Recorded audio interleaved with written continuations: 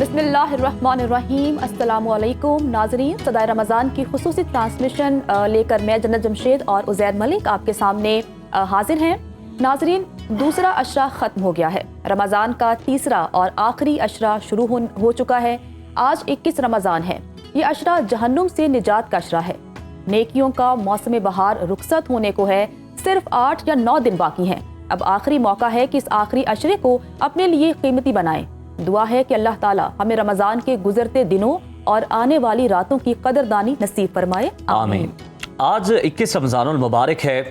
आज हम उस हस्ती की शहादत का दिन मना रहे हैं जो तारीख़ इस्लाम में बहादुरी, इल्म और अदल का निशान है।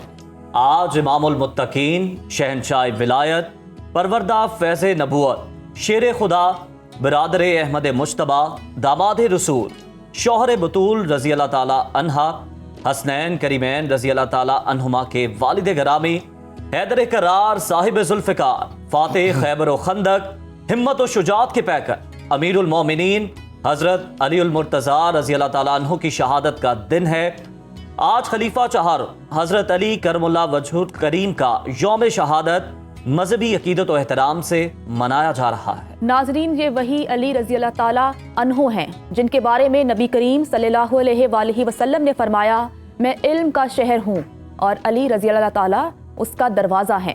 आज के दिन फातिह खैबर, अदलो इंसाफ के पैकर हज़रत अली अल मुर्तज़ा रज़ी अल्लाह ताला अन्हु नमाज फ़जर में सजदे की हालत में शहादत के मर्तबे पर फाइज हुए। इस मौके पर मस्जिद कूफा की मेहराब से एक सदा बुलंद हुई, एक ऐसी सदा जिसने ज़मीन और आसमान को हिला कर रख दिया। रब्बे काबा की कसम, मैं कामयाब हो गया। ये वही अली अल मुर्तज़ा रज़ी अल्लाह ताला अन्हु हैं जिनकी शान में कुरान मजीद में इरशाद बारी ताला है, तुम्हारा वली बस अल्लाह, उसका रसूल और वो अहले ईमान जो नमाज कायम करते हैं और रकू की हालत में ज़कात देते हैं। वही अली रज़ी अल्लाह ताला अन्हु जो सीरत में सदीक, अदल में फ़ारूक, हया में उस्मान और इल्म में अपनी मिसाल आप थे। आज का दिन हमें पैगाम देता है कि हक पर डटे रहना ही असल कामयाबी है और अगर राह हक में कुर्बान भी हो जाना पड़े तो यही सबसे बड़ी कामयाबी है। नबी करीम सल्लल्लाहु अलैहि वसल्लम ने हज़रत अली रज़ी अल्लाह ताला अन्हु के बारे में फरमाया, अली हक के साथ है और हक अली के साथ है। हज़रत अलीउल मुर्तज़ा रज़ी अल्लाह ताला अन्हु की हयात मुबारका के मुख्तलिफ पहलुओं पर रोशनी डालने, उनकी इल्म हिकमत, उनके अदलो इंसाफ और उनकी कुर्बानियों को याद करने के लिए हमारे साथ आज स्टूडियोज़ में मौजूद हैं मजहबी स्कॉलर डॉक्टर अलामा अमजद अली जाफरी साहब। बहुत शुक्रिया सर आपके वक्त का। शुक्रिया। ये फरमाइएगा कि आज अमीरुल मोमिनीन खलीफा चहारुम हज़रत अली का आज हम शहादत का दिन मना रहे हैं। आज का दिन हमारे लिए कितना अहम है और क्या पैगाम देता है? बतौर मुसलमान हम क्या सीख सकते हैं आपकी ज़ात मुबारक से? औज़ु बिल्लाहि मिनश शैतानिर रजीम, बिस्मिल्लाहिर रहमानिर रहीम। सबसे पहले मैं आलम इस्लाम को आज के दिन की मुनासबत से तस्लियत अर्ज़ करता हूँ, ताज़ियत अर्ज़ करता हूँ। अल्लाह ताला हमें मोहम्मद व आले मोहम्मद अलैहिस्सलाम और अस्हाब मुंतखबीन मुंतजबीन औलिया अल्लाह की राह पे चलने की सही तरीक़े से जिस तरह खुदा चाहता है तौफ़ीक़ इनायत फरमाए। अमीरुल मोमिनीन अली इब्न अबी तालिब अलैहिस्सलाम की जो हस्ती है, अगर उसका मुतालिया किया जाए तो तमाम जौहर रिसालत जो है अल्लाह के रसूल ने उन्हें दुनिया में आते ही पिला दिया है। वाह। काबे में तशरीफ़ लाते हैं, आँख नहीं खोलते उस वक्त तक जब तक रिसालत मुआब सल्लल्लाहु अलैहि वसल्लम का चेहरा मुबारक नहीं देख लेते, और उस वक्त कोई गज़ा नहीं लेते जब तक कि रसूल खुदा सल्लल्लाहु अलैहि वसल्लम अपनी ज़ुबान नहीं चुसा देते। और ज़ुबान चुसाने का मफ़हूम सिर्फ उनको शेर करना नहीं था, जैसे बच्चे को हम कहते हैं इसको नहीं, कहा कि मैंने जिस तरह इल्म लिया है और ख़ुद अमीरुल मोमिनीन ने फरमाया रसूलुल्लाह सल्लल्लाहु अलैहि वसल्लम ने मुझे ऐसे इल्म दिया है जैसे परिंदा अपने बच्चे को दाना खिलाता है। वाह। तो उसी तरह इल्म मिला उनको और ये वाहिद फरमाया कि उतना तो पूछा ही नहीं गया जितना मेरे पास। बिल्कुल हसरत थी अमीरुल मोमिनीन अलैहिस्सलाम की कि मुझे कोई ना तो कोई सखावत में कोई जो है मेरे से कोई इतनी लेने वाला है और ना ही इल्म में कोई लेने वाला है। और इसमें आप देखें कि काबे में दुनिया में आना और मस्जिद में शहादत होना, यानी ये जो सफ़र है ये सफ़र फुज़ तो व रब्बिल काबा का सफ़र है, कामयाबी का सफ़र है कि मैं आया भी उसी तरह और गया भी उसी तरह, यानी मेरे दामन पे कोई रिज्क की छींट भी पहुंच नहीं सकी है। अल्लाह ने भी मुझे पाको पाकीज़ा बनाया, इन्नमा युरीदुल्लाह कह के, और मैंने दुनिया में आने के बाद भी रसूलुल्लाह सल्लल्लाहु अलैहि वसल्लम की इतनी इत्तबा की। मुझे जो अली बनाया अल्लाह ने तो अली बनाया ही है, नाम रखा ही है, जिसे अलीउल अजीम अली कहे वो कितना आली होगा। वाह। और उसी अली ने अपनी उलू और बुलंदी को यहाँ दुनिया में आने के बाद ये साबित किया कि मेरे पास ये उलू और बुलंदी कैसे आई। फरमाया मैं ऊंटनी के बच्चे की तरह रसूल आज़म सल्लल्लाहु अलैहि वसल्लम के पीछे चलता रहा। यानी मैं आज अली हूं तो रसूल की वजह से हूं, क्या बात। मैं अली हूं तो रसूल हक के इत्तबा की वजह से हूं, वगरना मैं अली ना होता। आज मुझे अल्लाह ने जो किया, तो इसमें आप कोई पूछे कि भाई ये कैसे हो सकता है, इन कुंतुम तुहिब्बूनल्लाह फत्तबिऊनी युहिब्बुकुमुल्लाह, कि अगर तुम इत्तबा करोगे रसूलुल्लाह की महबूब खुदा बन जाओगे। और जो आज ये हमें दर्स मिलता है इसमें कि बातें करना, मनकबत पढ़ना, शेर पढ़ना एक मकाम रखता है अपना, एक सवाब रखता है अपना, एक अकीदत है अपनी, उसको कंडेम नहीं कोई कर सकता। लेकिन हमें ज़रूरत यह है कि हम मौला मुत्तकियान अली इब्न अबी तालिब अलैहिस्सलाम की सीरत पर अगर अमल करना चाहते हैं, जैसा कि हमें करना चाहिए, वो इस सूरत में होगा कि हम अमीरुल मोमिनीन की तरह रसूल खुदा की इत्तबा करें। वाह वाह, क्या अल्लाह ने बताया लक़द कान लकुम फी रसूलिल्लाहि उस्वतुन हसना। आज हमारे दरमियान सारी चीज़ें मौजूद हैं, नेमतें मौजूद हैं, खाना पीना, उठना बैठना, तमाम चीजें, अल्लाह ने कोई कमी नहीं रखी हुई। कम क्या है, सीरत मुस्तफ़ा जिस तरह अमीरुल मोमिनीन अली इब्न अबी तालिब अलैहिस्सलाम ने अमल किया था, वो हमारे पास कमी है। इसको हमने राइज करना है, इसको हमने मजबूत तरीके से रखना है। इसके बाद जो मौजूद है, अमीरुल मोमिनीन की जिंदगी के कई पहलू हैं, जिसमें से एक, जैसे आपने जिक्र फरमाया, शजाअत है, जिसमें एक करामत है, जिसमें एक फजीलत है। कुरान ने भी 4 मयार जो है फजीलत के करार दिए। एक इल्म मयार दिया, एक तकवा मयार दिया, एक शजाअत मयार दिया, और एक जो है लोगों के दरमियान वहदत कायम करना मयार दिया। अब अमीरुल मोमिनीन की आप जिंदगी में देखें, बहुत कुर्बानी दी अमीरुल मोमिनीन अली इब्न अबी तालिब अलैहिस्सलाम ने, और उम्मत को वाहिद रखा। कोई नहीं कह सकता कि अली की वजह से कोई मुश्किल पेश आई है। अली ने हमेशा सबको जोड़ के रखा। बल्कि हजरत उमर का ये कहना कि अगर अली हमारे दरमियान ना होते तो हम हलाक हो जाते, कुछ मुश्किल फैसलों में फंसते, तो आपका इल्म और हिकमत जो है वो काम आता हमारे। और उन्होंने मुबारक भी इसीलिए दी ना, जब रसूल आज़म सल्लल्लाहु अलैहि वसल्लम को हुक्म हुआ कि ए रसूल वो हुक्म पहुंचा दिया, या रसूल बल्लिग मा उन्ज़िला इलैका मिन रब्बिक, जो हुक्म आया पहुंचा दीजिए। तो रसूल अल्लाह ने फरमाया मन कुन्तु मौला हो फहाज़ा अलीयुन मौला, जिसका मैं मोहम्मद मौला हूँ उसका ये अली मौला है। ये अली मौला है। मैं सबका मौला हूं, ये भी सबका मौला है, ये सबका हाकिम है, औला बित तसर्रुफ है, ये इमाम है, ये हुज्जत है, ये पाको पाकीज़ा है। इसलिए फरमाया उस वक्त भी हज़रत उमर ने रज़ी अल्लाह ताला ने उनको मुबारकबाद पेश की, बखिन बखिन या मौला वसबहत मौला, मेरे भी मौला बन गए आप, और सब मोमिनों और मोमिनात के भी मौला बन गए। ये विलायत जो है ये क्या है, इसको तशरीह अर्ज़ करना चलो। विलायत असल में मकाम है। अच्छा, नबुवत ओहदा है, रिसालत ओहदा है, इमामत ओहदा है। ये 3 ओहदे हैं जो अल्लाह ताला इनायत फरमाता है। कुरान करीम में दर्ज तफसील में नहीं जा सकता। 2 मकाम है, एक खिलाफत मकाम है, इन्नी जाइलुन फिल अर्ज़ खलीफा, हज़रत आदम अलैहिस्सलाम को मकाम दिया था, ओहदा नहीं था, वो मकाम था, जहाँ कहा कि इसके पास मेरा इल्म है, इसके पास मेरी सिफात है। और दूसरी जगह पे क्या था, वहां पे विलायत है। विलायत 2 तरफा है, अल्लाह इनका वली है, ये अल्लाह के वली है। अल्लाहु वलियुल्लज़ीना आमनु युखरिजुहुम मिनज़्ज़ुलुमाति इलन-नूर, इन्नमा वलियुकुमुल्लाहु व रसूलुहु वल्लज़ीना आमनुल्लज़ीना युक़ीमुनस्सलाता व यु'तूनज़्ज़काता व हुम राकिऊन। अल्लाह वली है, रसूल वली है, और वो वली है जो हालत रुकू में ज़कात दे और नमाज को कायम रखे। लिहाजा पता ये चला कि ये जो विलायत है क्या है, इसका मफ़हूम सुन लें। क़यामत के दिन तमाम लोग, तमाम रिश्ते छूट जाएंगे, माँ बेटे से नहीं मिलेगी, बीवी शोहर से नहीं मिलेगी, सब खत्म हो जाएंगे, दूर भागेंगे। एक रिश्ता है जो विलायत का है, वाह, वो सबको जोड़ देगा। मसलन रसूल आज़म सल्लल्लाहु अलैहि वसल्लम, अल्लाह पहले वली है, फिर रसूल वली है, फिर अली और उनकी औलाद में ता इमाम महदी अलैहिस्सलाम और फातिमा ज़हरा सलामुल्लाह अलैहा वलियतुल्लाह अल कुबरा है। लिहाजा पता ये चला कि विलायत क्या करेगी, इनको जोड़ देगी, हौज़े कौसर पे इकट्ठा करेगी, सिरात पे इकट्ठा करेगी, जन्नत पे इकट्ठा करेगी। लिहाजा जहां भी विलायत ज़हूर करे वहां लोग इकट्ठे होना शुरू हो जाएंगे, उम्मत में वहदत आना शुरू हो जाएगी। और जहां विलायत खत्म हो जाएगी वहां लोग बिखरना शुरू हो जाएंगे, चाहे अपने एक ही फिरके में भी मौजूद ना हो।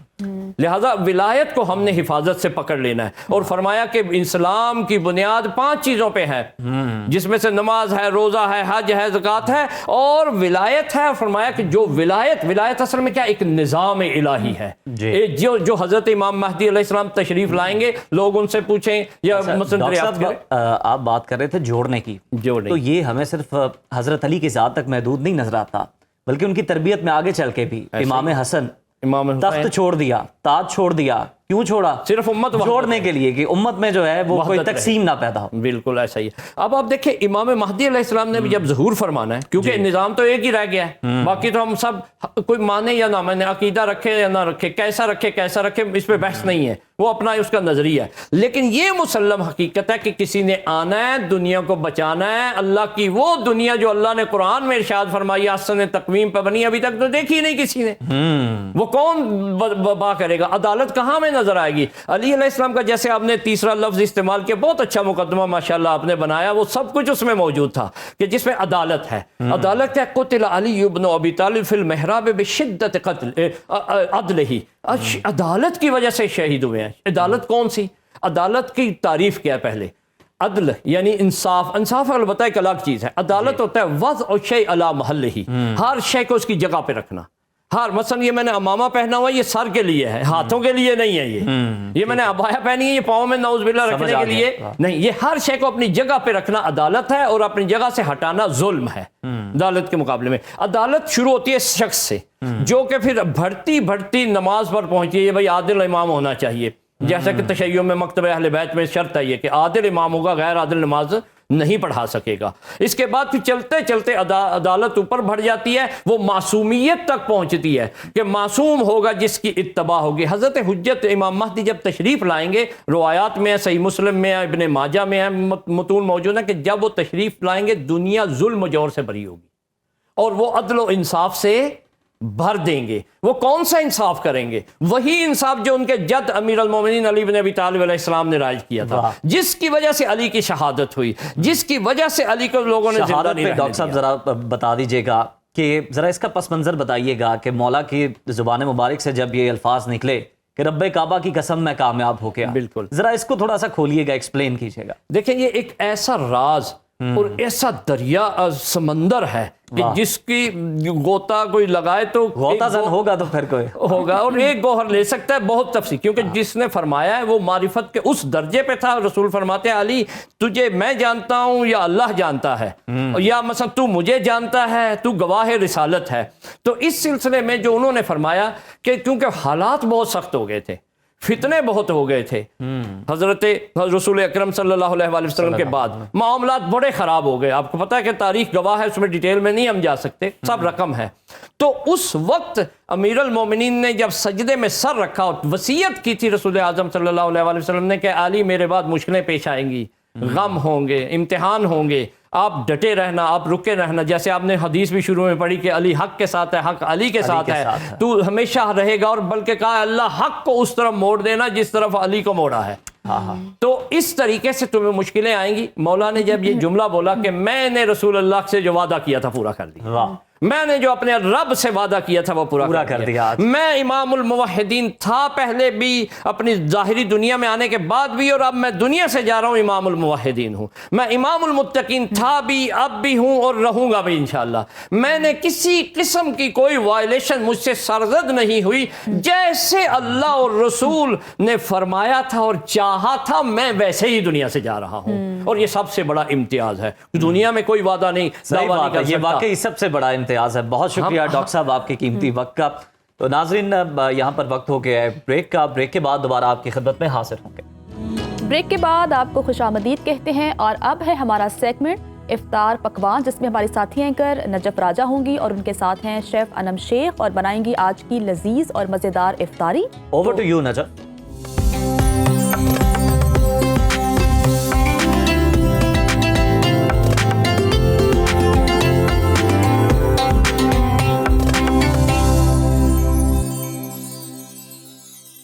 अस्सलामुअलैकुम। सुनो रमज़ान ट्रांसमिशन की इफ्तार पकवान में आपको खुशामदीद कहती हूँ। मैं हूँ नजफ राजा। उम्मीद करती हूँ आप बिल्कुल ठीक ठाक होंगे और आपके रोज़े बेहतरीन गुजर रहे होंगे और दुआ करती हूँ ये रमज़ान आपके लिए, हमारे लिए, पूरे पाकिस्तान के लिए खुशियों और रहमतों का महीना साबित हो।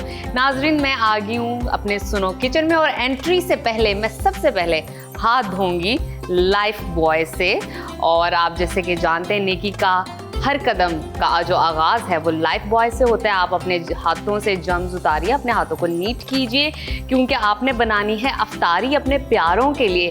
तो आपके हाथ पे जम्स नहीं होने चाहिए ताकि आप उनके लिए बेहतरीन अफ्तारी बना सकें। तो सुनो किचन में बहुत सारे और भी ब्रांड्स ने हमारे साथ ताउन किया है, जिसमें डालडा है, सबरोसो है, 7up मिक्सेस है, ऑल पर्स की क्रीम और दूध भी है। और इसके साथ साथ अफ्तारी के बाद आपको पता है कि किचन के अंदर धमाल मचा होता है, बहुत सारे बर्तन होते हैं धोने के लिए। आप विम से भी बर्तन धो सकते हैं और विम ने भी हमारे साथ ताउन किया है। सुनो किचन में डेली बेसिस पे हम आपके लिए मज़े मज़े की अफ्तारी सिखाते हैं कि आज ये बना लें स्नैक्स में, आज डिनर में ऐसा कुछ बना लें, आज क्या बनने वाला है। 2 डिशेस बनेंगी मील में भी और स्नैकिंग के पॉइंट ऑफ व्यू से भी। सीखिएगा, जानिएगा, पूरा पार्ट देखिएगा। उससे पहले मैं बुलाना चाहूँगी अपनी प्यारी शेफ़ को, अनम शेख को, जो कि हमें सिखाएंगे और बताएंगे कि आज वो क्या बना रही हैं। अस्सलाम वालेकुम। अस्सलाम, कैसी हैं आप? ज़बरदस्त। आप बताएंगे कैसी हैं? मैं बिल्कुल ठीक। और आज की रेसिपी जो है हमारी बड़ी ही मज़ेदार। और मैं एक बात कहूँगी कि जो आज की रेसिपी है ये डेडिकेटेड टू किड्स, क्योंकि किड्स की ये बड़ी फेवरेट है। फिर आलू से ज़रूर रिलेटेड होगी, क्योंकि मैं आलू देख भी सकती हूँ, फ्राइज देख सकती हैं। तो आज बेसिकली हम बनाएंगे लोडेड फ्राइज।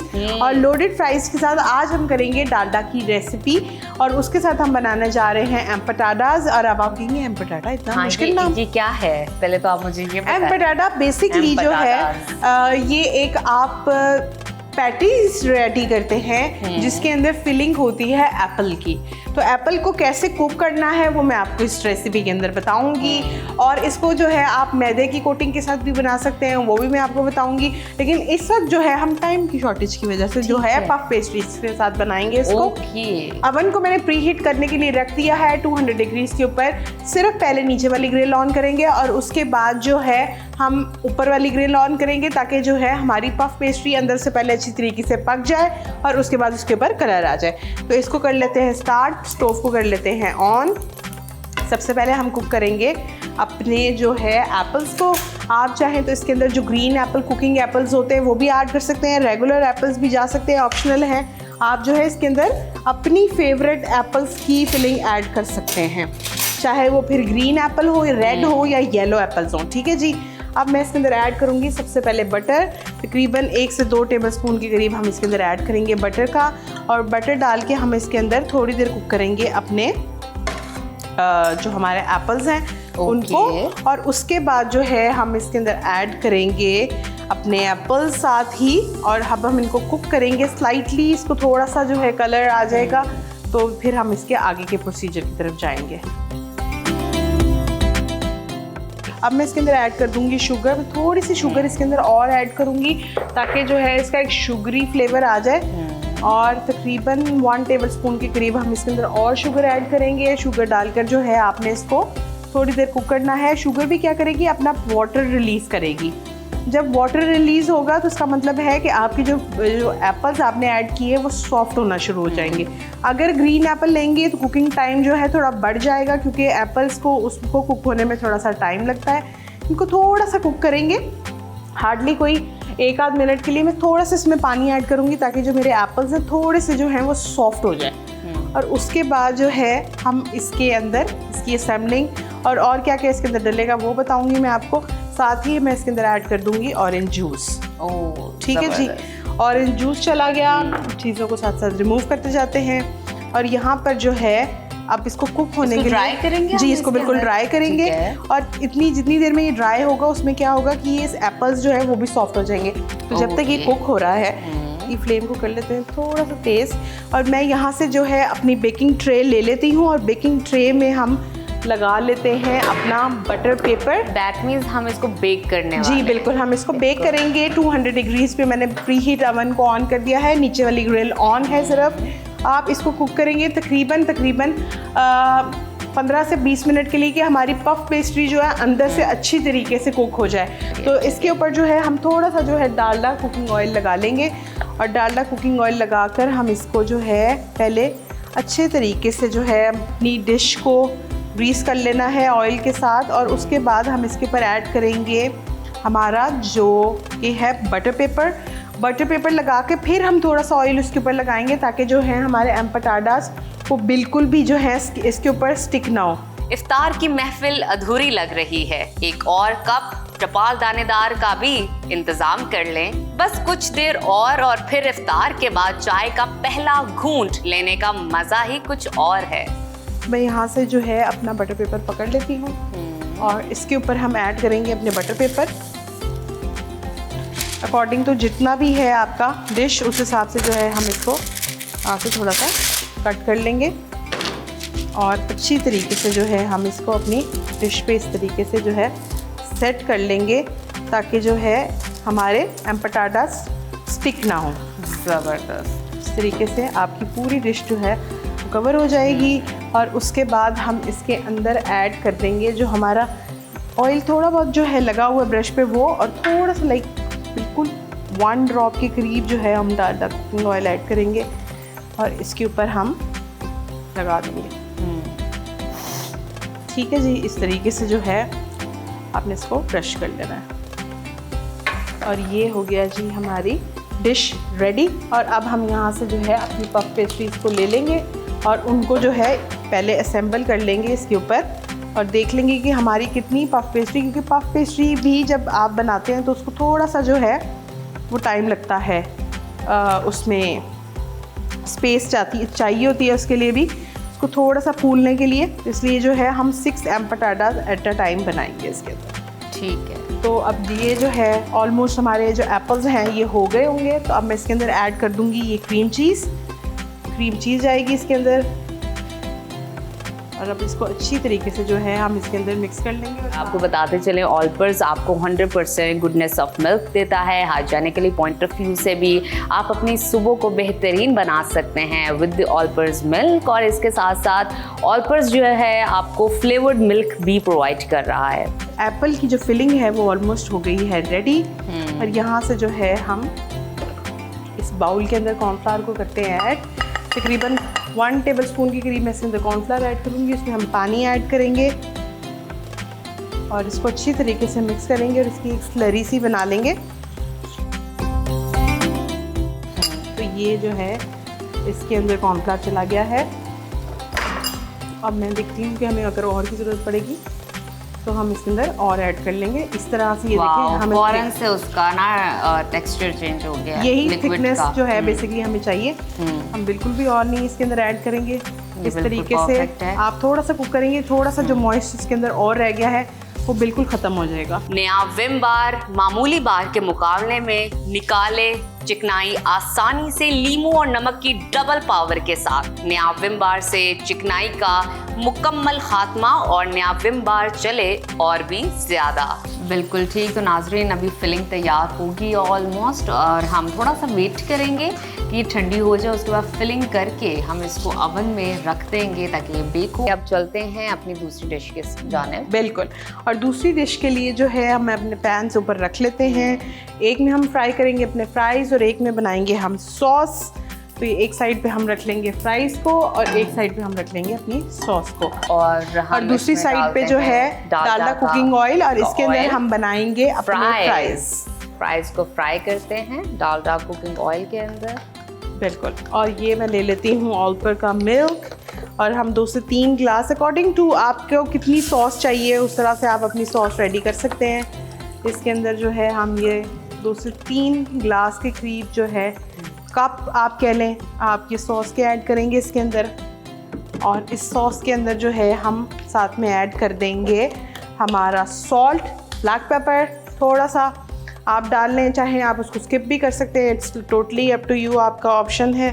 थोड़ा सा मैं इसके अंदर ऐड करूँगी ब्लैक पेपर, साथ में इसमें जाएगा सॉल्ट टू टेस्ट। और क्योंकि हमने इसके अंदर ऐड करनी है चीज़, तो चीज़ के अंदर ऑलरेडी जो है वो होता है थोड़ा सा क्वांटिटी होती है सॉल्ट की, तो इसलिए जो है सॉल्ट आप बैलेंस डालेंगे। थोड़ा सा मैं इसके अंदर ऐड करूँगी बटर, और ये डालकर आपने जो है इसको पकाना है फॉर लाइक 1 से 2 मिनट, जब तक कि ये जो है इसके अंदर एक अच्छा सा जो है बॉयल ना आ जाए। आसान और जल्दी बनने वाली ये रेसिपी है। इस तरीके से देखें बटर मिल्क के अंदर जो है वो बॉयल आना स्टार्ट हो गया है। और अब मैं इसके अंदर ऐड करूँगी येलो चीज़। आपने ये येलो चीज़ डालनी है, इससे कलर बहुत अच्छा सा जो है वो आएगा। 6 to 8 स्लाइसेस हम ऐड करेंगे क्योंकि हम चीज़ सॉस बना रहे हैं, तो इट शुड बी चीज़ी। और ये आपके जो है उसके साथ बहुत अच्छी लगेगी। बिल्कुल मैं फ्लेम को स्लो कर दूंगी ताकि जो है हल्के हल्के इसमें बबल्स आते रहे और हम अपनी चीज़ जो है इसमें ऐड करते दूसरी हैं। तरफ ऑयल जो है हमारा समहाउ गर्म हो गया है, उसमें हम डालेंगे अपने फ्राइज। बिल्कुल। तो अब ये देखें कि अगर आहिस्ता आहिस्ता जो है हमारे मिल्क ने कलर चेंज करना स्टार्ट कर दिया है। जैसे जैसे इसके अंदर चीज़ मेल्ट होती जाएगी, इस मिल्क का कलर चेंज होता जाएगा और ये थोड़ा थिकर साइड की तरफ जाता जाएगा। तो जितनी देर में हमारे फ्राइज़ रेडी हो रहे हैं उतनी देर में हमारी सॉस भी जो है वो अच्छे से रेडी हो जाएगी।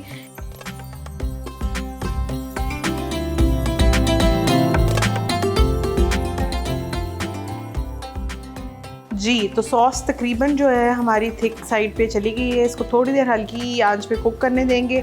मीनवाइल जो है हमारे एम्पटाडास जो है वो भी ठंडे हो गए हैं, उसकी फिलिंग ठंडी हो गई है। अब हम क्या करेंगे कि इसकी असेंबलिंग करेंगे।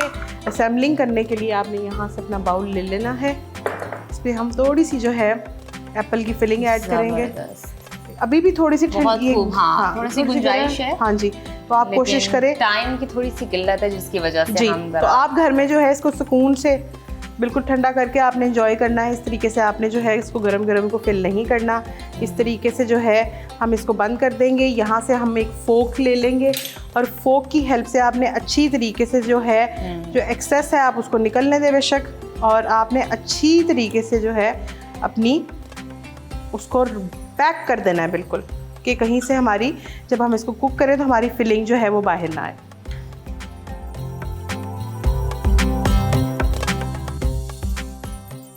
तो अभी स्टार्टिंग में जो है बेसिकली हमने सिर्फ ऊपर वाली ही ग्रिल को ऑन किया हुआ है और मैं सिर्फ एग की योक लगा रही हूँ उसको। हम इसको जो है वो नहीं लगा रहे, पूरा एग नहीं लगा रहे, सिर्फ एग योक से बहुत अच्छा सा जो है वो गोल्डन कलर जो है आपकी उसके ऊपर आता है। That's it. और अब मैं इसको कर दूंगी अवन में डाल दूंगी बेक होने के लिए। तो ये चले गए हैं अवन में।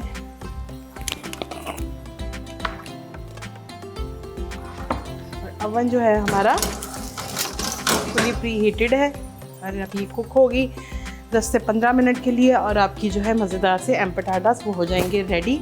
और यहाँ पे हमारी सॉस जो है वो भी बड़ी अच्छी सी जो है वो रेडी हो गई है।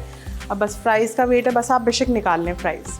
और साथ में जो है हम इसके अंदर ऐड करेंगे सबरोसो के चिकन नगेट्स और उसको डाल के फ्राई करेंगे। और उसके बाद जो है हम फाइनल सिर्फ असेंबलिंग करेंगे तो हमारे लोडेड फ्राइज़ जो है वो हो जाएंगे रेडी।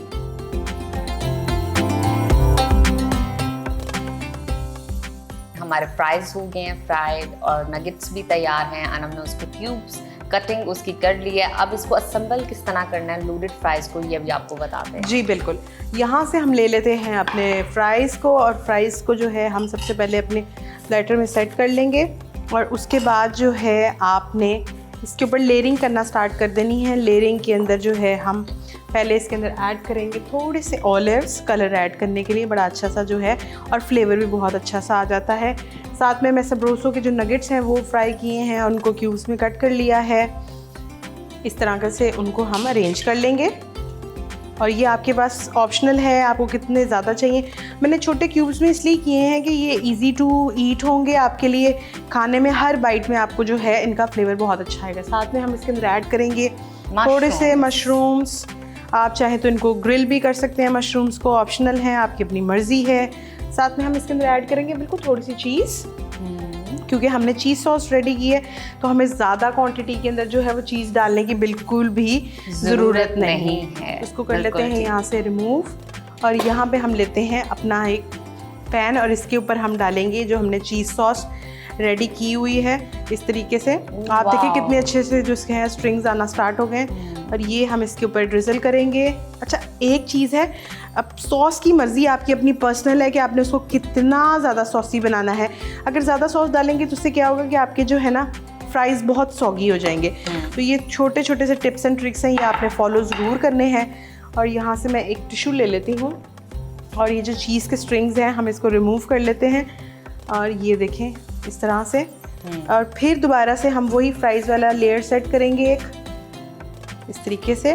मतलब आपने इसकी लेयर्स सेट करनी है, प्रॉपर लेयर लगाकर फिर दोबारा उसी को रिपीट करना है। जी बिल्कुल, जितने मर्जी भी आप रेपिटेशन। हाँ, ये तो फिर आपकी रेपिटेशंस, हाँ। आपकी अपनी पर्सनल चॉइस है, आप जितनी मर्जी करना चाहें। साथ साथ जो है मैं एक दफ़ा एम्पेटाडास की भी एक शक्ल देख लेती हूँ कि जरूर वो हो और गए मैं आपकी हमारे। मदद करते हुए चीजें स्प्रेड कर दूं जी बिल्कुल, जैसे कि आपने किया था। एम्पेटाडास जो है हमारे हम भी रेडी हो सीख गए रहे हैं। कैसे करना है। जबरदस्त। नया Surf Excel deep action technology के साथ ये जिद्दी गहरे दागों को कपड़ों की तह में जाकर खींच निकाले। जिद्दी दाग जैसे कि केचप, चाय, कॉफी, करी, सालन, चॉकलेट, आइसक्रीम वगैरह जो कपड़ों की तह में चले जाते हैं। नया सर्फ एक्सेल अपनी डीप एक्शन टेक्नोलॉजी के साथ इन जिद्दी गहरे दागों को कपड़ों की तह से खींच निकालता है। तो इन जिद्दी गहरे दागों से क्या डरना, सर्फ एक्सेल है ना। डिश आउट कर लेते हैं हम और अवन को कर लेते हैं बंद और डिश में डाल फिर लेते इसके हैं। बाद अनम ने इसके ऊपर डाला था ऑलिव्स, राइट अनम? जी बिल्कुल, और राइट, ये आपने हस्बे ज़रूरत हस्बे जायका डालना है कि अगर आपको ज़्यादा ऑलिव्स पसंद है तो आप उतने डालिए, आपको कम पसंद है तो आप कम डाल दीजिए। बिल्कुल। Just for the colour and the taste. Yes. After this yes, sauce sauce डालते हैं। ये बहुत ही यम्मी लग रही है। Oh my God. और इसको इस तरीके से उसके ऊपर डालकर लास्ट में जो है हम सो गुड। थोड़ी सी अगर आप और डाल दें तो जी जी। साइड पे एग्जैक्टली इस तरीके से पोर कर देंगी आप। That's it. और अब हम इसके ऊपर ऐड करेंगे थोड़े से ऑरिगेनो, मिक्स हर्ब्स, इस तरीके से आपने डालने हैं। So yummy. और फिर हम इसके अंदर ऊपर से टॉप करेंगे थोड़े से ऑलिव्स के साथ। आप इसमें कॉर्न भी डाल सकते हैं। बिल्कुल, और थोड़े से आपकी ऑप्शन है mushrooms। इसमें। जी। और दूसरी साइड पे जो है हमारे मज़ेदार से एम्पेटाडास वो भी हो गए रेडी, और लोडेड फ्राइज़ भी हो गए हैं रेडी। और प्लेट को कर लेंगे थोड़ा नीट एंड क्लीन, क्या बात है। और इसको कर देंगे एक साइड के ऊपर।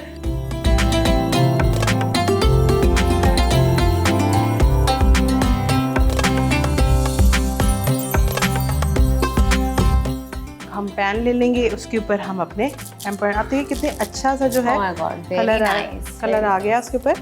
और हाथ बचाते हुए, फुली गर्म है, बहुत ज़्यादा गर्म है, आपने ध्यान रखना है। ये देखिए जी, हमारे मज़ेदार किस्म के एम्पेटाडास जो हैं वो हो गए रेडी। जो इजीली निकल आए उसको हम अपने प्लेटर पे ले जाते हैं। पहले पाइनएप्पल पफ पेस्ट्री जो होती है ना, Apple, हाँ, Apple puff pastry somehow similar है उससे, आई गेस। जी बिल्कुल। और अब आप चाहें इसके ऊपर जो है, अच्छा ना, इसमें हमारे पास डिफरेंट फ्रूट्स की ऑप्शन है कि एप्पल के अलावा भी हम नहीं, आप इसके अंदर एप्पल के अलावा भी ऐड कर सकते अच्छा, हैं। ठीक तो है। आप जो है थोड़ी सी मैं इसके ऊपर जो है ऊपर शुगर ऐड कर दूंगी। थोड़ा सा जो है बेसिकली हमें अपनी प्लेटर पे एक कलर सा जो है वो मिल जाएगा। बिल्कुल ठीक। तो ये हमारे एप्पल एम्पेटाडास जो है वो हो गए हैं रेडी। और दूसरी तरफ जो है हमारे लोडेड फ्राइज, आज की दोनों रेसिपी जो थी and salty dish, Sawari dish हमारे पास तैयार है। आप दोनों डिशेस को ट्राई कीजिए अपने घर पे, अफ्तारी पे बनाएं, अपने बच्चों के आगे पेश कीजिए और फिर उनसे रिस्पांस पूछिए कि उनको मज़ा आया, नहीं आया, मज़ीद क्या चाहते हैं, क्या सीखना चाहते हैं। कमेंट सेक्शन में ज़रूर हमें बताइए। आपके कमेंट सेक्शन और आपकी राय का हमेशा इंतज़ार रहता है हमें। और आज के दिन के लिए हमें दीजिए इजाज़त। कल दोबारा सेम टाइम में आपसे मुलाकात होगी न्यू डिशेस के साथ। टिल देन, अल्लाह हाफ़िज़।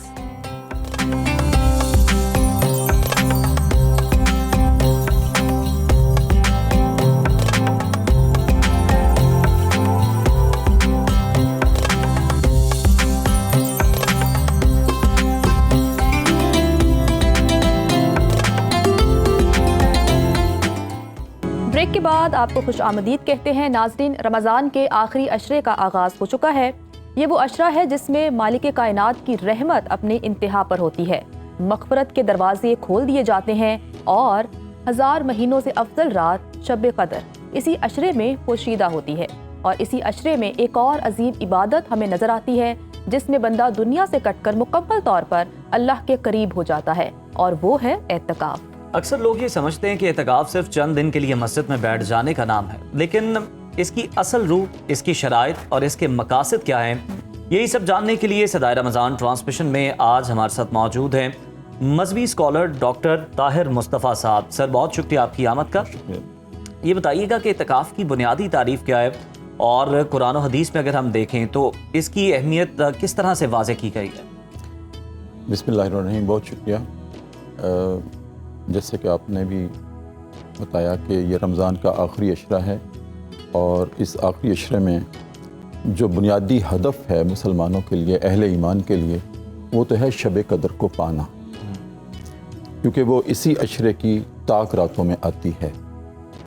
तो लिहाजा नबी करीम सल्लल्लाहु अलैहि वसल्लम फिदा का उम्मी वाबी, उनकी ये सुन्नत थी कि आप इस अशरे में दुनिया से कटकर 10 दिन के लिए मस्जिद में इत्काफ़ अपने आप को अल्लाह की चौखट पर ले जाते थे। और यही सुन्नत उम्मतियों के लिए है, हमारे लिए है। बुनियादी मकसद इसका यही है कि इस अशरे में हम पूरे 10 दिन नबी करीम सल्लल्लाहु अलैहि वसल्लम के सुन्नत को और उनके अमल को फॉलो करते हुए अपने आप को भी दुनिया से एक काट लें। इसके लफ्ज़ी मानी भी इत्काफ़ के रुक जाने के हैं, सही, रुक जाने के हैं, ठहर जाने के हैं। लेकिन जब हम इस्तिलाह में इस तरकीब को लेते हैं, इस लफ्ज़ को लेते हैं, तो इसके मानी भी यही बनते हैं कि दुनिया से कटकर अल्लाह की चौखट पर आ जाना, और इस चौखट पर आकर वो तवक्को रखना अल्लाह ताला से कि जितने भी इनाम व इकराम पूरे रमज़ान के हैं वो इसकी ताक रातों में हमें मेडिटेशन के तौर पर उसके नतीजे में, और जो अल्लाह की तरफ लौ लगाएंगे मुआफ़ी की सूरत में, गिरियाजारी की सूरत में, गिड़गड़ाने की सूरत में, तो वो ताक रातों की सूरत में, ताक रातों में हमें वो तमाम फैज़ान में जो रमज़ान का है, जो हमने सदा लगाई है अल्लाह के यहाँ, तो उसका जवाब आ जाए इस रमज़ान के इस अशरे में। तो नबी करीम की सुन्नत थी, और कुरान करीम का भी हुक्म है, व अंतुम आकिफूना फिल मसाजिद, ये सूरह बकरा की आयत नंबर 187 है, कि जिसमें साफ खुला इशारा है कि मस्जिद में एतकाफ़ किया करो, अपने आप को मुकफ़्फ़ कर लिया करो और मुतकिफ़ कर लिया करो, ताकि तुम दुनिया से कुछ अरसे के लिए हट, जैसे नमाज में भी हम कुछ अरसे के लिए दुनिया से अल्लाह अकबर कह के दुनिया से हाथ खड़े करते हैं ना, तो अल्लाह की बारगाह में आ जाते हैं। तो इसी तरह से एतकाफ़ का भी यही मकसद है। अच्छा सर, बताइएगा कि क्या ख़वातीन भी एतकाफ़ कर सकती हैं, और ख़वातीन के लिए क्या मखसूस अहकामात दिए गए हैं? क्या वो घर में एतकाफ़ करें या फिर मस्जिद में? बिल्कुल कर सकती हैं, ख़वातीन भी एतकाफ़ कर सकती हैं, करना भी चाहिए। वो भी नबी करीम सल्लल्लाहु अलैहि वसल्लम की उम्मती हैं, तो उन पर भी उतना ही हक़ है कि वो करें एतकाफ़। लेकिन इसमें इख्तलाफ है फुकाहा का, इस्लामिक जूरिस्प्रूडेंस का, कि उनको घर में करना चाहिए या मस्जिद में करना चाहिए। हमारे बर्र-ए-सग़ीर में हम फॉलोवर हैं इमाम अबू हनीफ़ा रहमतुल्लाह अलैह, जो ताबई थे, जिनसे हमने लॉ मेकिंग सीखी है इस्लामाइजेशन में। तो उनकी राय ये है कि ख़वातीन को घर में एतकाफ़ करना चाहिए। अच्छा। लेकिन बाकी जो 3 फ़िक़्ह के इमाम हैं, इमाम शाफ़ई हैं, इमाम मालिक हैं, इमाम अहमद बिन हम्बल हैं, उनकी राय ये है कि नहीं, औरत को भी मस्जिद में ही एतकाफ़ करना चाहिए। लेकिन ये उनकी राय है, जबकि हम फॉलोवर हैं इमाम अबू हनीफ़ा के, जो हनफी सुन्नी कहलाते हैं, तो उसमें बिल इज्तिमा राय उनकी ये है कि औरतें घर में एतकाफ़ कर सकती हैं, क्योंकि मस्जिद में जाकर उनका स्टे करना, आम हालात में भी ख़वातीन जो हैं जब लेटती हैं आराम से, जब बैठती हैं कैजुअली बैठती हैं, तो सर से दुपट्टा भी उतरने का एहतमाल होता है। तो मस्जिद में चूँकि मर्दों की आमदोरफ्त होती है, तो इसलिए एहतमाल ये है कि वहाँ फितने का ख़दशा ना हो, फसाद का ख़दशा ना हो। फिर आज के दौर में CCTV कैमरे भी हैं, और वैसे भी मोबाइल यूज़ आम है, तो हो सकता है कि कोई उनकी इस तरह से कोई पिक्चर बना ले तो उसको अपलोड कर दे या आम हो जाए। तो इससे बचने के लिए फिर एहतियात का तकाजा यही है कि लाजमी यही कि वो घर में। बिल्कुल सही है, तकाजा यही है कि घर में बैठें। अच्छा सर, ज़रा ये भी फरमाइएगा कि सुन्नत और नफली एतकाफ़ में क्या फ़र्क है? और क्या हर मुसलमान पर सुन्नत मौक़िदा एतकाफ़ लाजिम है? नहीं, सुन्नत, अच्छा पहले आपने पूछा सुन्नत एतकाफ़ और नफली एतकाफ़। जी जी। सुन्नत एतकाफ़ तो वो है जो नबी करीम सल्लल्लाहु अलैहि वसल्लम ने किया 10 दिन, जी, ये सुन्नत एतकाफ़ है। अच्छा, नफली एतकाफ़ ये है कि इस 10 दिन से अलावा भी तो हम जब मस्जिद में जाएं तो अपने आप को मुतकिफ़ कर सकते हैं, उसी तरह उन्हीं आदाब के साथ, उन्हीं शराइत के साथ, बेशक 1 घंटे के लिए जाएं, जी, नमाज पढ़ने के लिए जाएं मस्जिद में, तब भी ज़िक्र हम अस्कार करें, ज़िक्र अस्कार के लिए हम अपने आप को एतकाफ़ में ला सकते हैं, उस दायरे में ला सकते हैं। 1 दिन का भी एतकाफ़ हो सकता है, 3 दिन का भी हो सकता है, कुछ लम्हे का हो सकता है, कुछ घंटों का हो सकता है, ये नफली एतकाफ़ है। लेकिन सुन्नत एतकाफ़ ये है कि जिस तरह नबी करीम सल्लल्लाहु अलैहि वसल्लम ने किया वही हमारे लिए। दूसरा आपका सवाल था कि सुन्नत मुअक्किदा, हाँ, नबी करीम सल्लल्लाहु अलैहि वसल्लम की ये सुन्नत मुअक्किदा थी, और सुन्नत मुअक्किदा उस सुन्नत को कहते हैं जिस पर नबी करीम सल्लल्लाहु अलैहि वसल्लम ने दवाम इख्तियार किया, पंक्चुअलिटी इख्तियार की, पाबंदी इख्तियार की। और नफली एतकाफ़ ये है कि नफल आज भी हम छोड़ दें, कोई गुनाह नहीं है, पढ़ लें सवाब है। लेकिन सुन्नत वो है जो जिस तरह से नबी करीम सल्लल्लाहु अलैहि वसल्लम ने किया। अच्छा सर, ये बताइएगा कि एतकाफ़ के दौरान क्या क्या इबादत करनी चाहिए ताकि ज़्यादा रूहानी फ़वाइद हासिल कर सकें हम? देखें, एक तो ये है कि जब हमने अपने आप को दुनिया से काट ही लिया आर्जी तौर पर, तो बुनियादी मकसद तो ये है कि तवज्जो इल्लल्लाह हो, अल्लाह की तरफ तवज्जो हो। अब अल्लाह की तरफ तवज्जो करने के लिए कभी हम मुराकबा भी कहते हैं, मुराकबा इस बात को कहते हैं कि अपने आप को झुका लेना, सर को झुका लेना और बिल्कुल दुनिया से अलग होकर अल्लाह की तरफ तवज्जो कर लेना। वो ज़िक्र अस्कार की सूरत में भी हो सकता है, वो तस्बीहात की सूरत में भी हो सकता है, वो कुरान करीम की तिलावत की सूरत में भी हो सकता है मुराकबे के अलावा। और मेडिटेशन, गौर करना, ठीक है। और गौर करने में अनफुस व आफाक पर गौर करने के लिए हमें कुरान करीम में कहा गया है। अनफुस किसे कहते हैं? अपनी ज़ात को। अब जब अपनी ज़ात का आप एहतसाब करेंगे, अपने बारे में सोचेंगे कि पूरा साल मुझ में क्या कमी कोताही रही, और फिर रमज़ान के इस 20 दिन मुझ में क्या कमी कोताही रही मेरी अपनी ज़ात में, तो ये अनफुस पे गौर करना है, अपनी ज़ात पे गौर करना है। एक तो इस तरह से कि मुझ में कमी क्या रही अल्लाह ताला की फर्माबरदारी में, और दूसरा ये कि मैं जो इंसान बनाया गया हूँ, मेरा मकसद क्या था, क्या है, मुझे क्या करना है, क्या करना चाहिए, किस तरह, किस मेरे अमल से अल्लाह राज़ी होगा, किस करने से अल्लाह नाराज़ होगा, ये अपने आप पे मेडिटेशन करना। एक तो ये, फिर आफाक पर, आफाक पर क्यों किया जाए मेडिटेशन, क्यों की जाए, गौर व फिक्र क्यों किया जाए। आफाक कहते हैं कायनात को, उफक कहते हैं एक किनारे को, और आफाक कहते हैं एक किनारे से दूसरा किनारा कायनात का। तो कितना वसी है। देखें, एक है लिमिटेशन, एक है क्रिएशन, एक है फैसिलिटेशन, ठीक है। अल्लाह ताला ने हमें क्रिएशन करने के लिए तरगीब दी है। क्रिएट करो, इमिटेट ना करो, इमिटेशन नहीं, वो नकल है। नकल में क्या कमाल है? क्रिएशन करो, और क्रिएशन के लिए फिर लिमिटेशन को उसकी नफी कर दी, फिर फैसिलिटेशन हमें दी कि पूरी कायनात आपकी इत्तबा कर रही है, आपकी इताअत में चल रही है। सूरज आपके लिए निकलता है और रात दिन आपके लिए बदलते हैं। रात आराम करने के लिए, दिन आपके रोजगार में अल्लाह के रिज़्क़ तलाश करने के लिए है। रब्बना आतिना फिद दुनिया हसनतुम व फिल आखिरति हसनतुम व किना अज़ाबुन्नार, ये अल्लाह रब्बुल इज़्ज़त ने हमें दुआ सिखलाई है। अच्छा, इसमें अगर हम गौर करें, रब्बना, हम अल्लाह से इस कायनात में, इस दुनिया में कामयाबी मांगते हैं। रब्बना आतिना फिद दुनिया हसना, या अल्लाह मेरी दुनिया हसना कर दे। वफिल आखिरा, 2 जहानों का जिक्र है। सबसे पहले किसका जिक्र है? रब्बना आतिना फिद दुनिया का। या अल्लाह मुझे दुनिया में पहले कामयाब करना। ये नहीं कि मैं सिर्फ तस्बीह करता रहूं और जिक्र अज़कार करता हूं सिर्फ आखिरत के लिए। नहीं, आखिरत में उस तस्बीह का सवाब मिलेगा, दुनिया कामयाब नहीं होगी।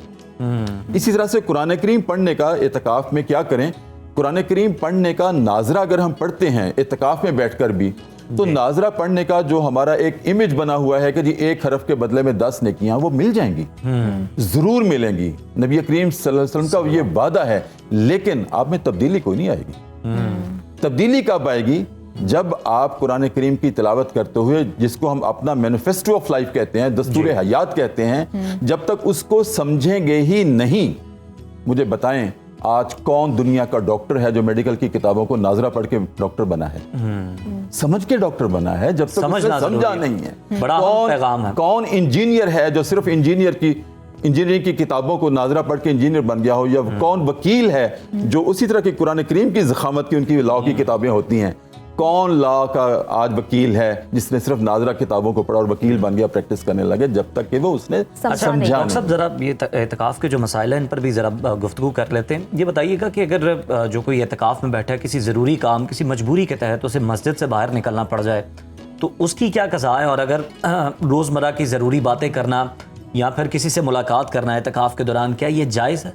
क्यों नहीं जायज़? कर सकते हैं, लेकिन ज़रूरत शदीदा के तौर पर, शदीद ज़रूरत हो, सही, कैजुअल नहीं कि इत्तकाफ में चले गए, साथ चार इधर से दोस्त चले गए और गपशप लगाना शुरू हो गए, मोबाइल पे मैसेज पढ़ना शुरू हो गया, गुड नाइट गुड मॉर्निंग भी सारा पूरे तसलसल से हो रहा है। ये नहीं होगा। बहुत अशद ज़रूरत है, जैसे क़ज़ाए हाजत है, हम जा सकते हैं। खातून है, उसने अपने बच्चों को खाना बना के देना है। ये तो नहीं है कि घर में वो कैद हो गई तो बच्चे भूखे मर रहे हैं, नहीं, वो अपने सारे, ये कैसे हो सकता है कि अल्लाह अपने हुकूक की पासदारी के लिए हुकूकुल इबाद को पामाल करें? हम अल्लाह से कैसे तवक्को कर सकते हैं? कभी भी नहीं हो सकता।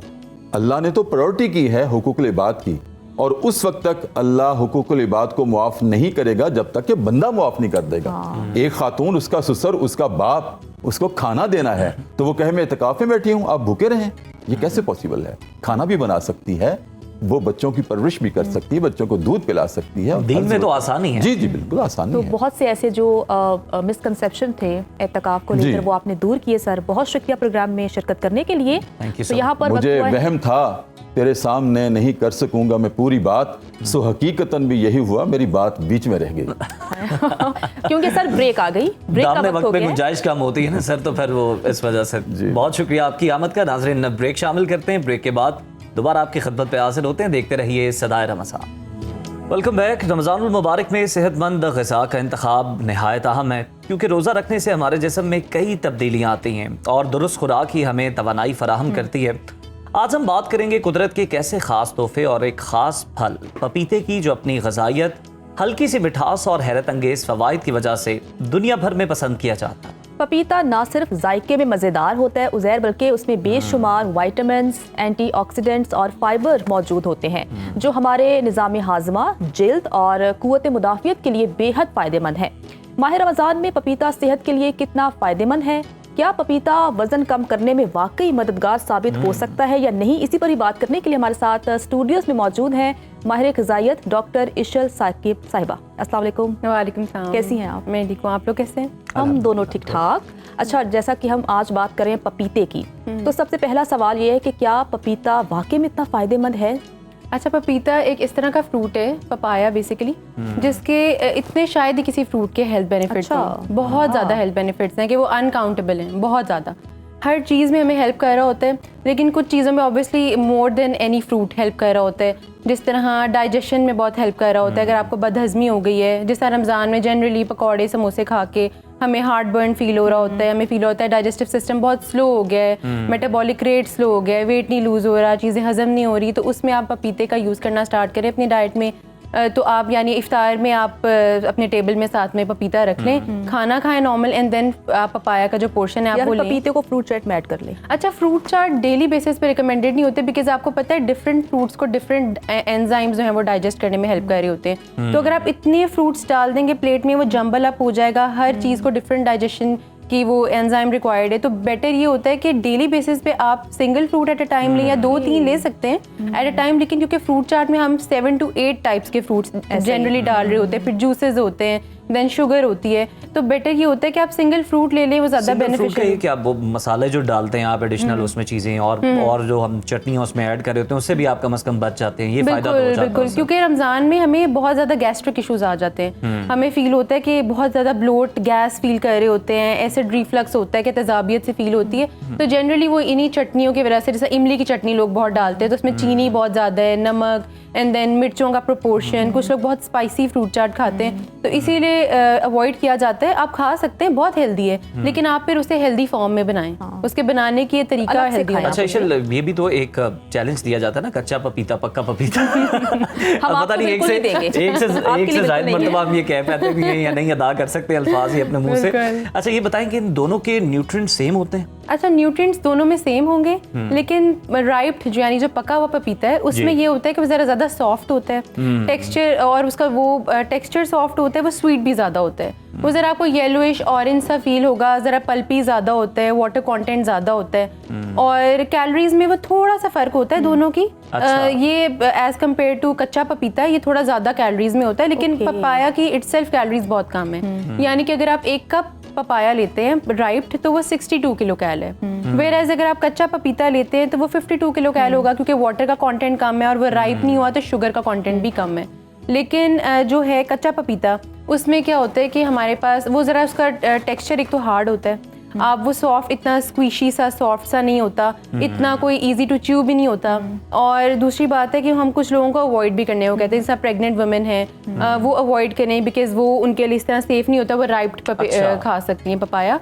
और उसके अलावा इसका कलर थोड़ा सा उतना अपीलिंग नहीं होता, एस्थेटिकली प्लीजिंग, वो डला हुआ फ्रूट चाट में या किसी भी प्लेट में जो राइप पपाया है वो ज़्यादा खूबसूरत लग रहा होता है। तो ये ज़रा थोड़ा सा कलर इसका पेल होता है, ग्रीन सा होता है, इतना राइप नहीं होता, तो ये ज़रा थोड़ा सा होता अच्छा है। ईशल, एक और प्रॉब्लम है हम सबके साथ कि अगर हम कोई बता दे कि ये फल बहुत अच्छा है तो हम उसे बहुत ज़्यादा खाने लगते हैं। फॉर एग्जाम्पल खजूर, हमें पता है कि बहुत अच्छी है, लेकिन हम अगर बहुत ज़्यादा मिकदार में खाएंगे तो इतनी अच्छी नहीं है। नहीं है, अगर हम पपीते की बात करें तो कितनी मिकदार में पपीता खाना चाहिए और किस वक्त खाना चाहिए, और पपीते के बाद क्या नहीं खाना चाहिए अच्छा या पीना चाहिए?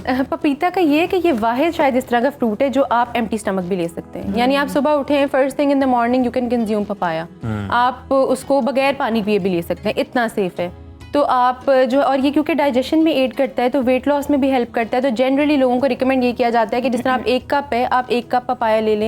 इसका ग्लाइसेमिक इंडेक्स बहुत कम होता है, यानी कि इसमें शुगर की क्वांटिटी कम है, ये डायबिटिक लोगों के लिए भी सूटेबल है। तो इसमें कोई ये नहीं, क्वांटिटी की रिस्ट्रिक्शंस बहुत ज़्यादा नहीं है। आप इसको 1 कप ले सकते हैं पर डे, 1 कप से ज़्यादा भी ले सकते हैं depending on your nutritional requirements. आपका वेट, ज़ाहिर है हर बॉडी का वेट डिफरेंट है, टाइप डिफरेंट है, और उसकी हेल्थ कंडीशंस डिफरेंट है। तो हम आपको ऑब्वियसली आप इंडिविजुअल डाइट प्लान लेते हैं, देन वी गाइड यू कि आपको लिए कितना इंपॉर्टेंट है, लेकिन 1 कप का बेसिक रूल रखें कि आप ले सकते हैं डाइस्ड पपाया 1 मतलब कप। जब किसी को रेकमेंड करना हो कि आप 0 कैलोरी में आप क्या चीजें ले सकते हैं जिसमें मिनिमम कैलोरीज हो, तो फिर आप ये बता सकते हैं कि पपीता आप ले सकते हैं इसमें। बिल्कुल, और ये वेट आपका लूज करने में बहुत हेल्प करते हैं क्योंकि इसके अंदर नेचुरल फाइबर्स मौजूद हैं। तो आपको पता है कि हमारा वेट एट टाइम्स इस वजह से भी रिड्यूस नहीं हो रहा होता कि हमारी डाइजेशन नहीं अच्छी, कॉन्स्टिपेशन हो जाती है।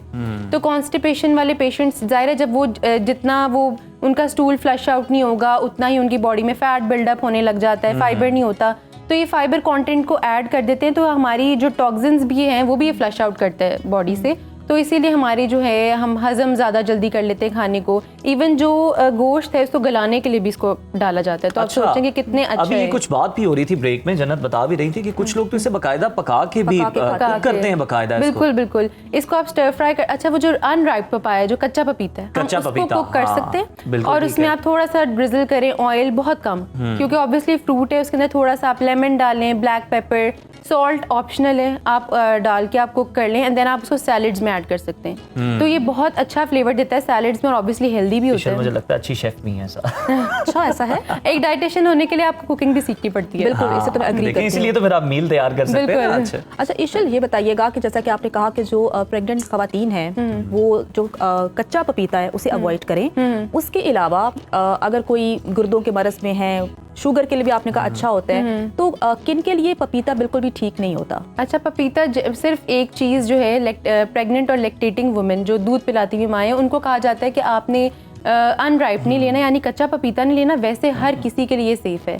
इवन आपने मुझे किडनी का भी जिक्र किया, तो किडनी स्टोन्स जिनको होते हैं हम उनको रिकमेंड करते हैं कि आपके आहिस्ता आहिस्ता वो ख़त्म हो जाते हैं, मतलब फ्लश आउट हो जाते हैं। तो ऑब्वियसली एट वंस नहीं होते, आप अपनी रूटीन में ऐड करेंगे तो एक तो जैसा किडनी स्टोन्स हैं वो आपको फील होगा कि डिजॉल्व होते हैं, आपकी किडनी हेल्थ के लिए बहुत अच्छा है, लिवर हेल्थ के लिए बहुत अच्छा है। दूसरी बात है कोलेस्ट्रॉल है, जिन लोगों को उनकी बॉडी में फैट बिल्डअप हो जाता है और उनका LDL यानी कि जो बैड कोलेस्ट्रॉल होता है वो बहुत ज़्यादा होता है, वो पपीता लें तो उनका LDL कोलेस्ट्रॉल कम होने लग जाता है। उनकी रिपोर्ट्स अच्छी आने लग जाती हैं जो कोलेस्ट्रॉल की हैं, तो ये बहुत बेनिफिशियल है। अच्छा, तो इसमें नेचुरल शुगर होती है जिस तरह से हम डिस्कस भी कर रहे थे, तो जो शुगर पेशेंट हैं वो इसे ले सकते हैं जो डायबिटिक है? बिल्कुल वो ले सकते हैं, क्योंकि इसमें शुगर की क्वांटिटी बहुत कम है। दो इट्स नेचुरल बट इसकी क्वांटिटी बहुत कम है शुगर की, तो वो ले सकते हैं। आपको पता है डायबिटिक पेशेंट्स भी फ्रूट्स उनको रिकमेंडेड होते हैं अनटिल अनलेस कि वो बहुत ज़्यादा हाई ग्लाइसेमिक इंडेक्स यानी बहुत ज़्यादा उसके अंदर शुगर की क्वांटिटी नेचुरल शुगर जो फ्रूक्टोज होती है वो ना हो। जिस तरह आप उनको तब भी मना नहीं करते, तब भी आप उन्हें कहते हैं कि आप लें, लेकिन लिमिटेशंस में। जिस तरह मैंगो है, हम उनको कहते हैं कि आप ले लें, लेकिन आप हाफ मैंगो ले लें, या बहुत बड़ा मैंगो है तो कुछ स्लाइसेस ले लें। आप उनको कम्प्लीटली रिस्ट्रिक्ट नहीं करवा सकते, बिकॉज ऑब्वियसली हमारे कुछ एक रूटीन्स इस तरह की होती है, हमारे टेस्ट बड्स को भी सेटिस्फाई करना होता है हमने, तो आप कुछ भी रिस्ट्रिक्ट नहीं करते, लेकिन पपाया इन जनरल आप ले सकते हैं। अच्छा इशल, ये बताएं कि जिस तरह से कहते हैं कि खरबूजे के जो बीज होते हैं, जो ये सीड्स होते हैं डिफरेंट फ्रूट्स के, ये बड़े काम आते हैं इनको ड्राई करके, पपाया के अंदर भी होते हैं, ये कितने ले सकते हैं, बेनिफिशियल हैं या नहीं लेने चाहिए, इनके बारे में क्या? अच्छा, पपाया के सीड्स ना जनरली लोग क्या करते हैं, स्कूप आउट कर देते हैं और फेंक देते हैं, वेराज उनको फेंकना नहीं चाहिए। अच्छा। उनको आप फ्रेश भी खा सकते हैं। अच्छा, उनका फ्लेवर भी बुरा नहीं होता। इस तरह नहीं है कि उनका कोई बहुत बुरा फ्लेवर है, आप वो ले सकते हैं। और अगर आप नहीं लेना चाह रहे तो आप उसको डिहाइड्रेट कर लें, या अवन में आप उसको एक दफ़ा निकालें, स्कूप आउट करें सारे सीड्स को। आप उसको बेकिंग अवन में लेट्स से 150 डिग्री सेल्सियस पे आप उसको जो है ना रख दें, और 30 मिनट्स बाद आप उसको निकाल लेंगे तो उसकी फॉर्म ज़रा चेंज हुई है, ज़रा ड्राई हो जाएगा, उसका पाउडर फॉर्म में कन्वर्ट करें, देन आप उसको स्पून के साथ ले सकते हैं। उसके फ़ायदे क्या हैं? उसके फ़ायदे एंटीऑक्सीडेंट्स। अच्छा, बहुत सारी बीमारियां इस तरह की हैं। अच्छा, न्यूट्रिशन में हम एक चीज़ कहते हैं कि हम लोग एक बीमारी को होने से पहले, उसके ऑनसेट से पहले हम उसको रोक लेते हैं, तो इसे मेडिकल न्यूट्रिशन थेरेपी कहते हैं, कि बीमारी होने ही नहीं देनी हमने। हम ऑलरेडी अपनी डाइट को इतना स्ट्रॉन्ग कर लें कि कैंसर जिस तरह के मर्ज जो हैं वो हम लोग नहीं होने देंगे। तो इसमें एंटी कैंसरस प्रॉपर्टीज़ बहुत ज़्यादा हैं। तो जो लोग लेते हैं उनको कैंसर के उनमें देखा गया कि कैंसर बहुत कम उनमें ऑनसेट हो रहा है, क्योंकि वो एंटीऑक्सीडेंट रिच जो है फ्रूट ले रहे हैं। तो उसके सीड्स भी और उसका देन अगेन जो उसका फ्रूट होता है वो भी बेनिफिशियल है। इसी तरह इसके जो लीव्स हैं वो भी मलेरिया के पेशेंट्स में और डेंगू के पेशेंट्स में बहुत बेनिफिशियल रहे हैं। उसके प्लेटलेट काउंट को इंक्रीज करते हैं, हेल्प करते हैं उसमें। तो जिन लोगों को मलेरिया हो जाता है वो उसको बॉईल करके उसका कहवा बना के वो उसको पीते हैं, तो वो वाकई बेनिफिशियल होता है, बल्कि लेना चाहिए। जिनका प्लेटलेट काउंट कम है उनको अपनी डाइट में बाकी जो चेंजेस लाने के साथ साथ अपने जो सप्लीमेंटल सपोर्ट या कुछ भी आप जो डॉक्टर से सपोर्ट ले रहे हैं उसके साथ इम्पॉर्टेंट है कि आप पपाया लीव्स लें। वो बहुत आजकल मैं देख रही हूँ कि पपीते का जो पाउडर है उसका पेस्ट बना के खवातीन अपने चेहरे पर लगाती हैं, स्किन के लिए भी बहुत अच्छा होता है। ये स्किन के लिए बहुत अच्छा है, बल्कि जन्नत आपको ज्यादा पता होगा कि आप किसी जनरली लेडीज को, मुझे भी नहीं है, मैं ब्यूटी रिलेटेड कंसर्न है ना, तो आपने देखा है पपाया स्क्रब्स हैं, पपाया फेस वॉशेस, फेशियल्स, और हम इतने फैसिनेट होकर ले रहे होते हैं कि ओ माय गॉड इसमें पपाया एक्सट्रैक्ट्स है। और आजकल तो पपीता का पाउडर बहुत इन है, बहुत उसका पेस्ट बना के खवातीन बाकायदा लगाती हैं, बिल्कुल लगाती हैं। वो क्या है, वो नेचुरल ये पपाया है, उसको ड्राई करके आपने पाउडर बना लिया, तो उसको अगर आप अच्छा आप पपीता खा रहे हैं तो आप उसको थोड़ा सा मैश करके अपनी स्किन पे लगा रहे हैं तो आपकी स्किन ग्लो करेगी, बहुत ज्यादा ग्लो करेगी, और इवन फौरन से आपको ब्राइटन अप कर देगा। ऐसा हो सकता है कि आप पपीता खाएं और वही पपीता चेहरे पे मसाज करें? अच्छा, आप इस तरह कर सकते हैं कि अगर किसी को लग रहा है कि नहीं खाने वाली चीज मुंह पे नहीं लगानी, नहीं वो वाली नहीं, मतलब अलग से खाने वाली अलग से, लगाने वाली अलग से। एग्जैक्टली मैं वही कह रही हूँ कि आप फ्रूट को उसको स्कूप आउट करें उसके अंदर से, एंड देन उसका जो छिलका होता है उसमें थोड़ा सा रेजिड्यू होता है फ्रूट का, आप वो अपनी स्किन पे रब कर लें। और बहुत सारे लोग इस तरह अपने जो होते हैं उसके पील्स को रब करते हैं ना स्किन पे, तो उनकी स्किन ग्लो करती है। तो पपाया की स्पेसिफिकली ये कोलेजन को बूस्ट करता है, तो एंटी एजिंग प्रॉपर्टीज है, आपकी एजिंग का प्रोसेस डिले कर देगा। जो लोग ये ले रहे हैं उसमें आप जनरली वो फील करते हैं कि उनकी स्किन बहुत प्लम्प्ड अच्छी फील करती है, हाइड्रेटेड हो जाती है, एंड देन कोलेजन क्योंकि बूस्ट होती है तो हमारी एजिंग के सिम्टम्स बहुत कम होने लग जाते हैं। आपने देखा होगा हम एक 50 ईयर ओल्ड लेडी, दो लेडीज बिठा दें, एक की स्किन इतनी प्लम्प्ड और नेचुरल होगी जबकि उसने कोई प्रोसीजर भी नहीं करवाया होगा, तो वो यही है कि उनकी शायद डाइट में मोस्ट प्रोबेबली इस तरह की चीज़ें हों जो आपकी स्किन के लिए भी अच्छी हैं। तो आप लगा सकते हैं, आप टॉपिकली भी लगा सकते हैं, आप खाएंगे भी तो उसके बहुत अच्छा होता है। बिल्कुल ठीक है, बहुत शुक्रिया। न्यूट्रिशनिस्ट डॉक्टर इशल साकिब हमारे साथ मौजूद थी, ब्यूटी एक्सपर्ट जन्नत जमशेद। आपको इजाज़त है लेकिन इन्हें नहीं है क्योंकि इन्होंने मेरे साथ बाकी ट्रांसमिशन मुकम्मल करनी है। तो इसके साथ ही नाज़रीन ब्रेक शामिल करते हैं, ब्रेक के बाद दोबारा हाजिर होते हैं, कहीं मत जाइए। ब्रेक के बाद आपको दोबारा खुशामदीद कहते हैं। नाज़रीन, आज हज़रत अली रज़ी अल्लाह ताला अन्हो वजहुल करीम का यौम शहादत है और इसी की मुनासबत से मनकबत सुनेंगे। हमें स्टूडियोज़ में ज्वाइन किया मशहूर मारूफ मनकबत ख्वाह हैं ज़िशान आरिफ भट्ट साहब। ज़िशान साहब आपका बहुत शुक्रिया। क्या सुनाएंगे आज हमें आज के दिन की मुनासबत? जी, मैं आज के दिन के हवाले से मनकबत के चंद अशार पेश करता हूँ। बिस्मिल्लाह।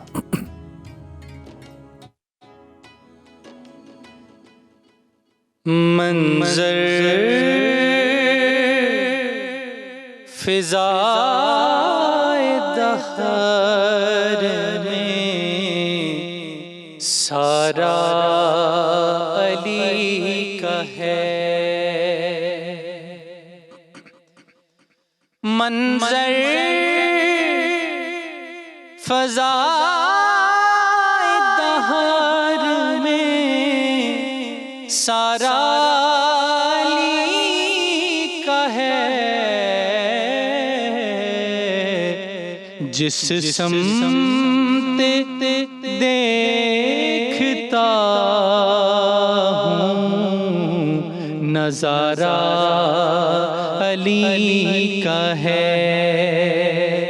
जिस समते देखता हूँ नज़ारा अली का है। मरहब दो नीम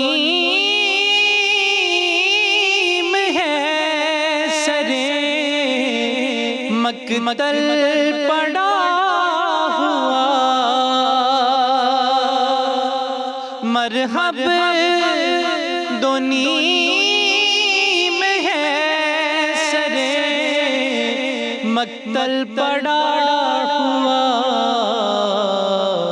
उठने का अब नहीं कि ये मारा अली का है। उठने का अब नहीं कि ये मारा अली का है।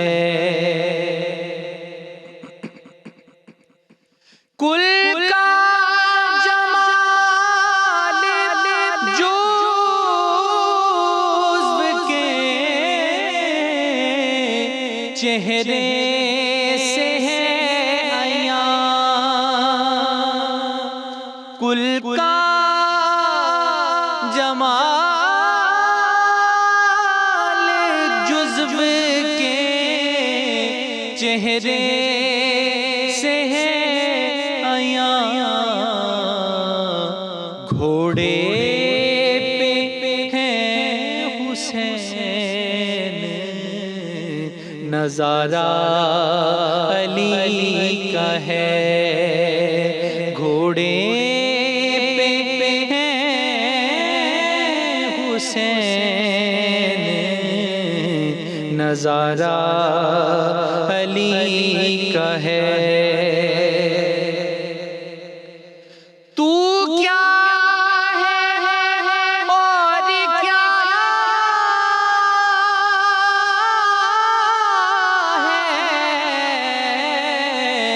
तेरे इल्म की बसात। तू क्या है और क्या है तेरे इल्म की बसात। तुझ पर करम नसीरी सारा अली का है। तुझ पर करम नसीरी सारा अली का है। जिस समत देखता हूँ नज़ारा अली का है। सुभान अल्लाह, माशाल्लाह, बहुत खूब, बहुत खूबसूरत। ज़ीशान साहब, हम चाहेंगे कि आज के दिन के हवाले से एक मनकबत आप और पेश करें। ज़रूर।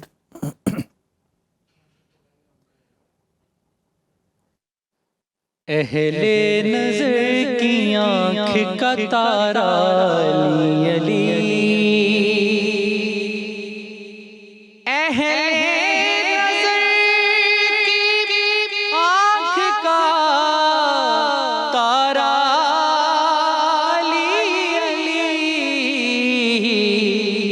अहले वफा के दिल का सहारा अली अली, अहले वफा के दिल का सहारा अली अली।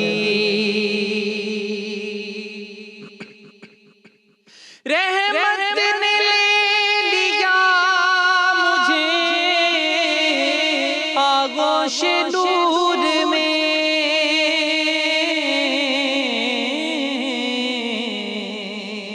रहमत ने ले लिया मुझे आगोश नूर में।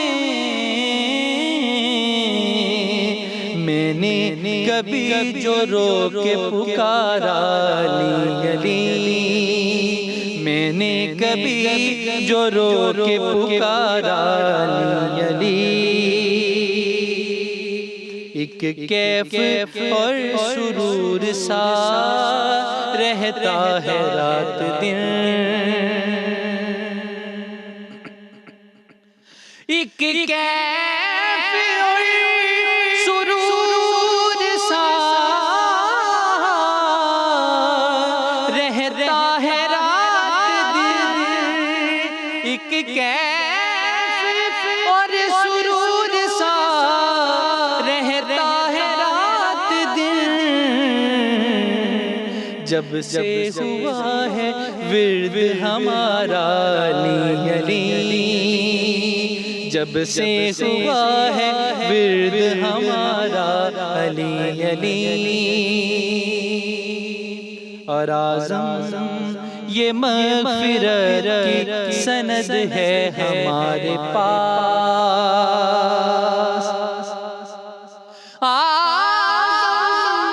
ये मग़फ़िरत की सनद है हमारे पास,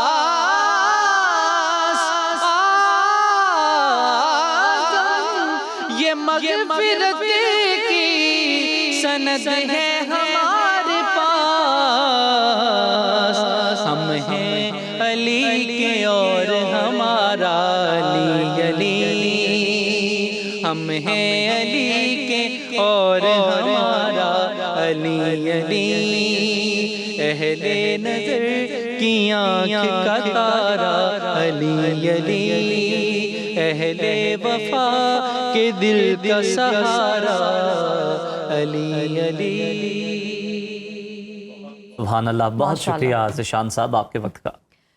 नाजरीन, बाज़ औक़ात एक छोटा सा नेकी का अमल भी हमारी तवक्कुआत से कहीं ज़्यादा अजर व सवाब का बायस बन सकता है। ख़ास तौर पर रमज़ान में जब हर नेकी का अजर 70 गुना बढ़ा दिया जाता है, ऐसे में अल्लाह की राह में दिया गया सदका महज एक छोटा सा अमल नहीं रहता, बल्कि इसका असर व सवाब हमारी तवक्कुआत से कई गुना बढ़ा दिया जाता है। इसी हवाले से major general retired Arif Waraich साहब अपनी किताब मेरा रब मेरा दोस्त में एक हदीस बयान करते हैं। हज़रत अबू हुरैरा रज़ी अल्लाह ताला अन्हु से मरवी है कि रसूलुल्लाह सल्लल्लाहु अलैहि वसल्लम ने इरशाद फरमाया, जिस किसी ने पाकीज़ा रोज़ी से खजूर के बराबर सदका किया तो अल्लाह करीम उसे दाएं हाथ से पकड़ते हैं, अल्लाह के दोनों हाथ दाएं हैं। फिर सदका करने वाले के लिए उसे यूं बढ़ाते हैं जिस तरह तुम में से कोई एक बछड़े की परवरिश करता है, यहाँ तक कि एक पहाड़ की मिसल बन जाता है। सुभान अल्लाह, कितना खूबसूरत तस्वुर है कि अल्लाह ताला खुद हमारे सदक़े को कबूल फरमाते हैं और इसे इस तरह बढ़ाते हैं जैसे कोई अपने बछड़े की परवरिश करता है। इस हदीस से हमें ये सीखने को मिलता है कि नेकी का कोई अमल छोटा नहीं होता। इखलास के साथ किया गया छोटा सा सदका भी पहाड़ जितना बड़ा हो सकता है। तो आइए हम भी अपने इस्तियाद के मुताबिक अल्लाह की राह में खर्च करें और अपनी आखिरत के लिए बेहिसाब अजर कमा लें। इसी खूबसूरत पैगाम के साथ उज़ैर मलिक और जन्नत जमशेद को सदाए रमज़ान की इस खुसूसी ट्रांसमिशन से इजाज़त दीजिए। कल इंशाल्लाह नए मौज़ूआत और नए मेहमानों के साथ आपकी खिदमत में दोबारा हाजिर होंगे। तब तक के लिए खुदा हाफ़िज़। अल्लाह हाफ़िज़।